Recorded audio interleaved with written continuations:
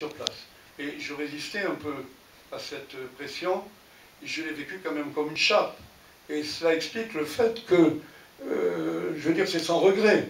En 1947, j'ai envisagé de quitter ce pays, avant, comme je le disais tout à l'heure, qu'il ne me rattrape. Ça, c'est le premier moment que j'évoque dans ce livre. Alors, je passe maintenant à un deuxième moment, qui est le vécu que j'ai eu du processus de décolonisation. Parce que c'est par là que je suis arrivé à la politique. Quand je suis arrivé en France en 1947, j'avais toujours suivi l'école publique, mais j'avais une éducation religieuse. J'étais attiré par le Parti des démocrates chrétiens, le MRP. Je m'en suis vite détaché au vu de la politique qui menait notamment en Indochine.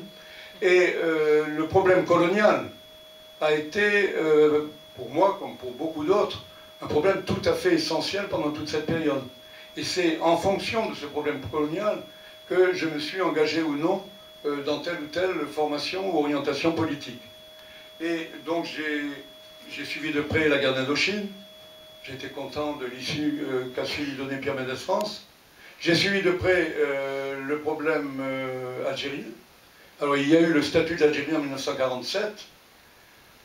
C'était quand même un certain progrès, même s'il était insuffisant par rapport à ce qu'il aurait été souhaitable de faire là-bas dans la reconnaissance de l'égalité des droits entre les diverses catégories de la population. Malgré tout, s'il avait été appliqué, ça aurait peut-être eu quelques résultats. Mais en fait, il n'a pas été appliqué, et on s'engageait à ce moment-là dans une action que je trouve alors désastreuse, qui a été le trucage systématique des élections.